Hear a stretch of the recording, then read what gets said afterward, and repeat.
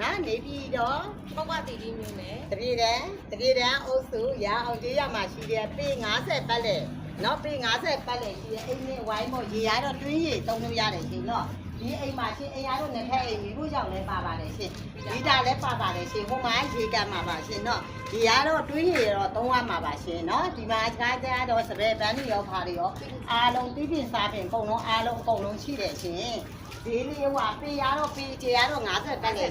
ရှိပါတယ်ရှင်ဈေးလေးကတော့ 350ပါရှင်။ဒါကတော့အချော်တင်းရှိတယ်ပိုင်ရှင်ထားရပါရှင်။နော်နေပြီးတော့ပုပ္ပတိတိမျိုးနဲ့တပြေတန်းကျေးရွာအုပ်စုရအောင်ကျွေးရွာမှာရှိတဲ့ရွာမြေစစ်နော်ရွာမြေစစ်လိုချင်တဲ့သူတွေပဲလာခဲ့အမြဲဆုံးလာခဲ့။ကဲဆက်သွယ်ခြင်းနဲ့ဆိုရင်ပြည်စုံအောင်အိတ်ချက်မြေပုံနံပါတ်3999864936ကိုဆက်သွယ်စုံစမ်းပြင်ပြနိုင်ပါတယ်ရှင် ဒီမှာတော့အိမ်ဆက်အိမ်ချက်မြေပါရှင်ပေ50တက်လေရှိတယ်အိမ်ဝိုင်းကို350နဲ့အယောင်မိတ်ဆက်ပေးပြပါမိတ်ဆက်ပေးပြစေရှင်ဈေးလေးကတော့350အချော်တင်းရှိပါတယ်ရှင်ကျမတို့ကကျမကတော့အိမ်ဆက်အိမ်ချက်မြေသူကတော့ပြည်စုံအောင်အိမ်ချက်မြေဖြစ်ပါတယ်ရှင်ကျမတို့ကိုဆက်သွယ်လို့ရှိရင်ကျမရဲ့ဖုန်းနံပါတ်ကတော့39966320ရှ